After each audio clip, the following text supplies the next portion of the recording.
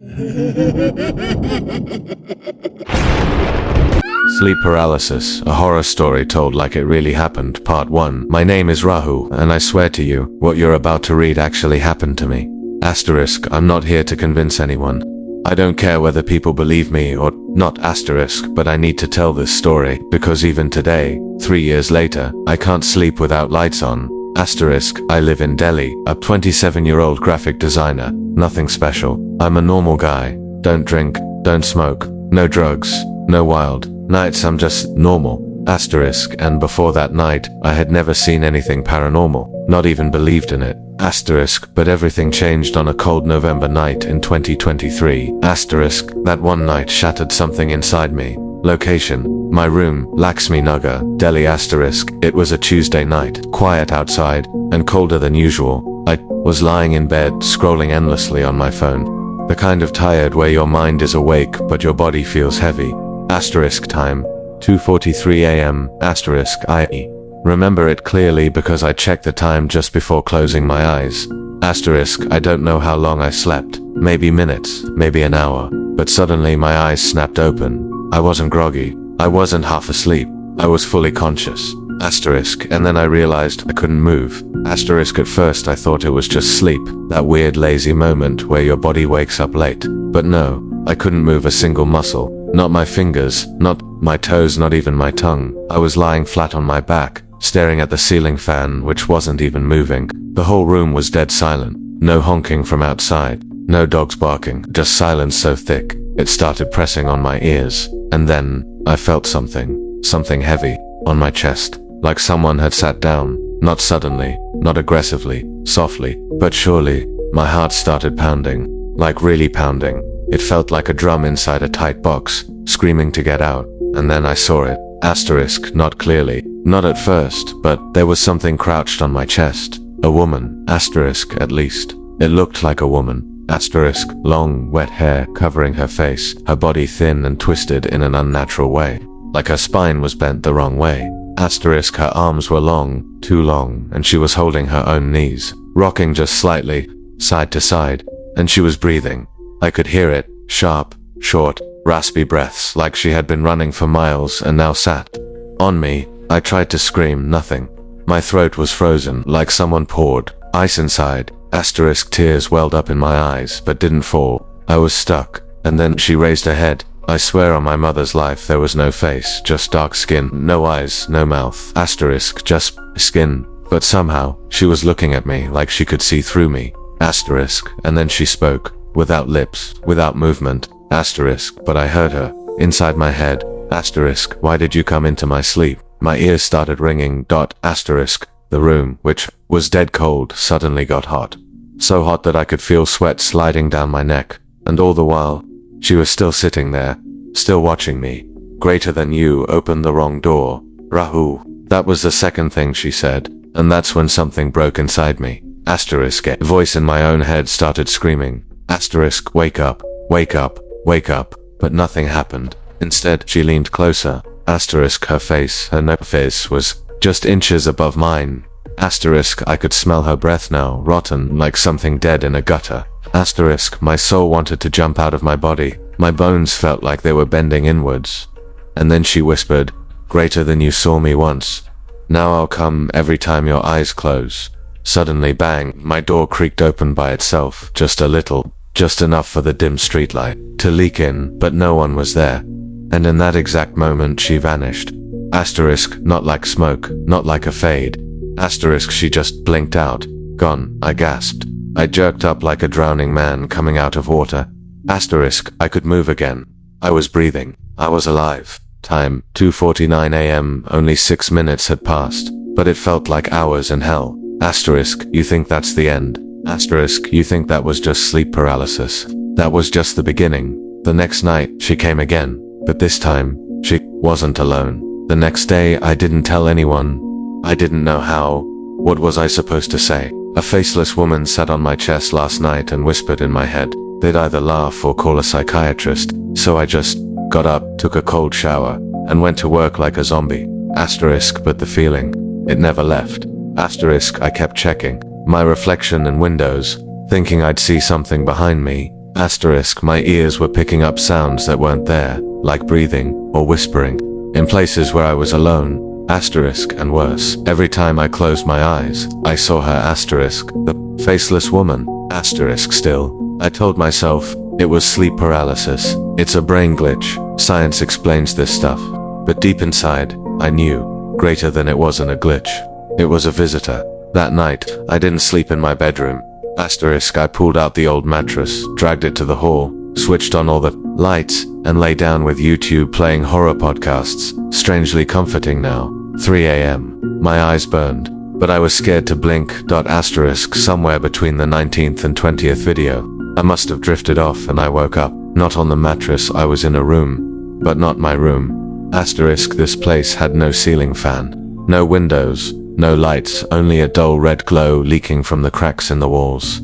Asterisk, and the walls were breathing. Asterisk, they expanded and contracted, slow and heavy like lungs struggling to inhale. Asterisk, and then I heard the footsteps, slow, barefoot, soft on stone, getting closer, getting louder, getting wet, like they were walking through something thick and sticky. Asterisk, I turned around, even though my body screamed not to, and there she was. But this time, she had eyes. Not normal eyes. Eyes that looked like open wounds. Red, pulsing, filled with something, crawling inside. She didn't sit this time. Asterisk, she stood there, tilted her head, and smiled.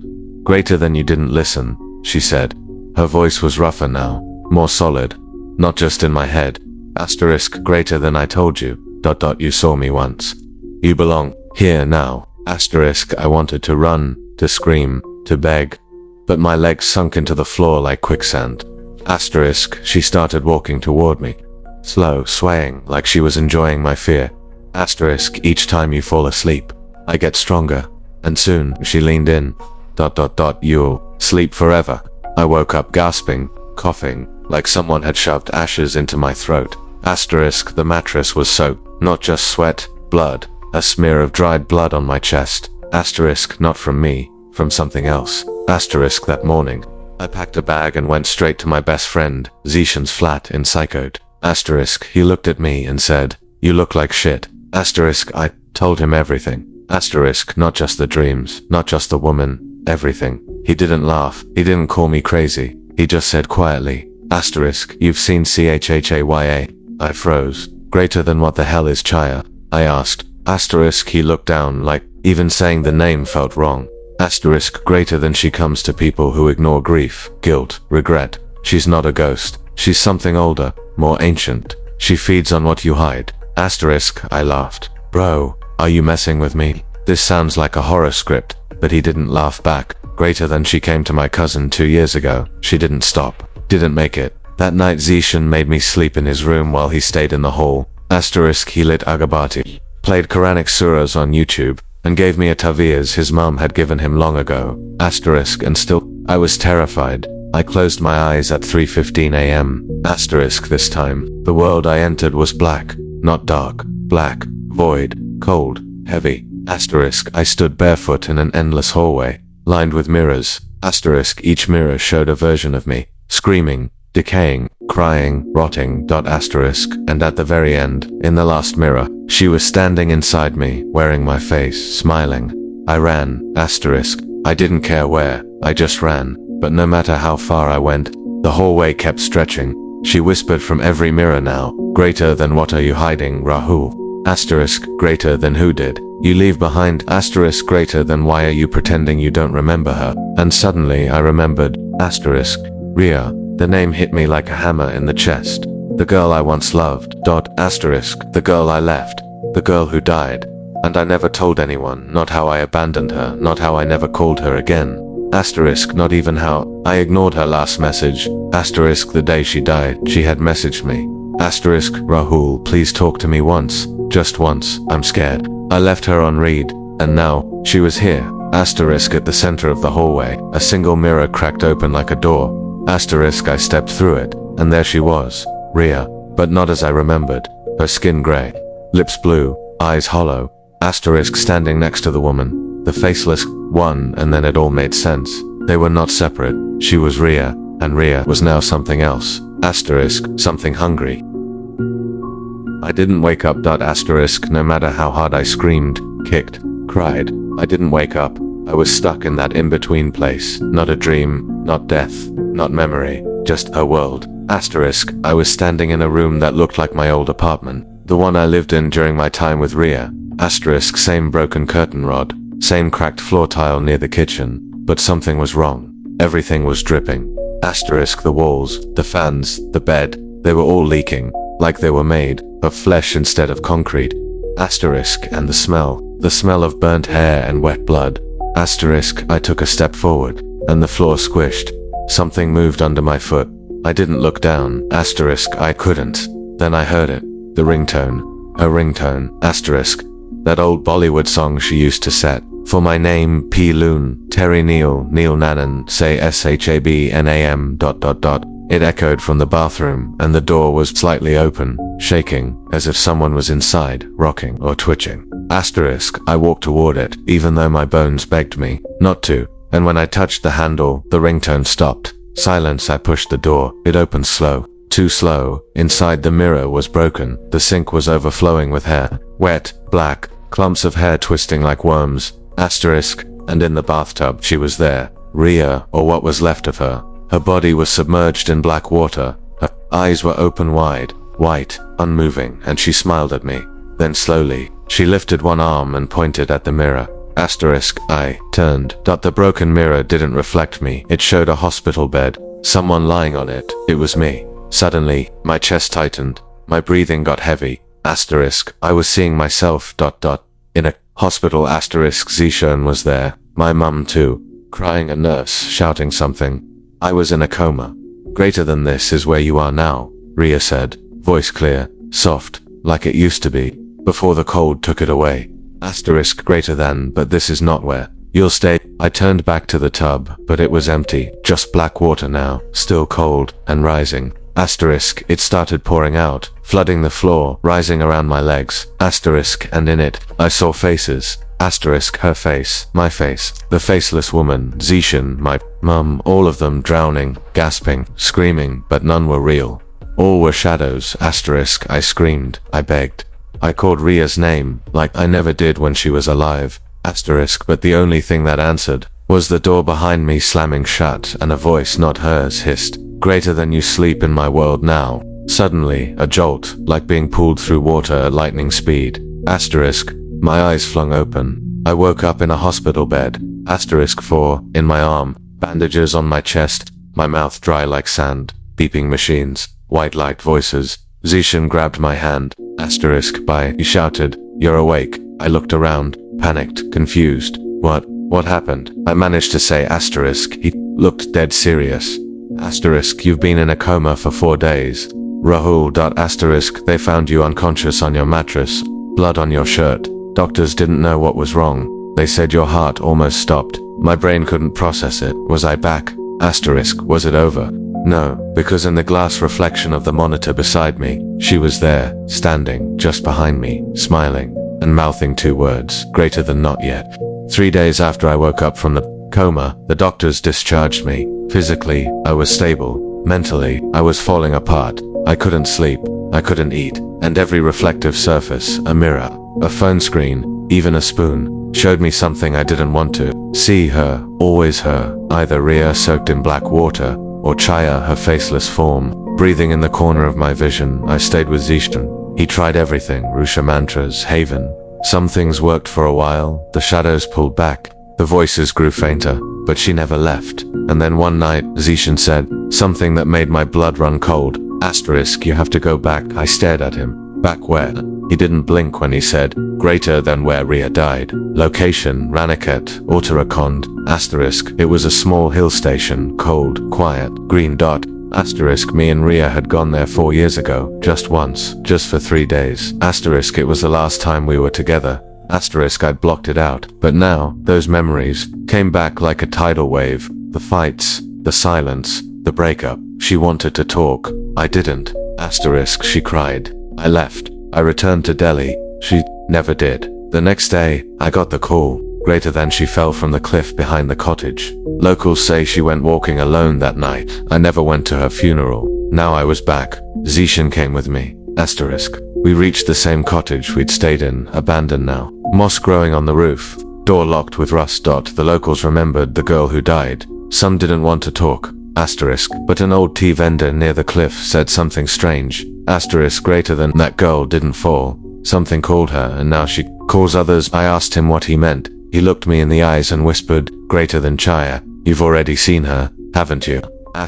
She comes to those who leave the broken behind. That night, I sneaked into the old cottage. The walls were moldy. The smell of damp wood and rot made me gag. But everything was still there, like someone just paused time. Rhea scarf hanging behind the door. My initials scratched into the wall. A Polaroid photo of us buried in the dust under the bed. I sat in the same spot where we'd last fought. And I broke down. I wept for hours. For the things I never said, the messages I ignored, the pain I buried. And then I heard it, a voice behind me, soft, familiar. You came back. I turned. She was standing in the hallway. Rhea, not monstrous, not decayed, just Rhea, her skin pale. Her eyes full of something I couldn't read. Pain, maybe, or peace. Greater than I waited. She said, you never said goodbye. I tried to speak. My throat closed. I walked up to her, trembling, and said the only thing that had lived inside me for 4 years. Greater than I'm sorry, Rhea. I was weak. I ran. She nodded, then looked past me. Her face changed. Her eyes widened. Greater than, she followed you here. Suddenly, the temperature dropped. The lights flickered. The windows shattered inward. From the ceiling, she dropped.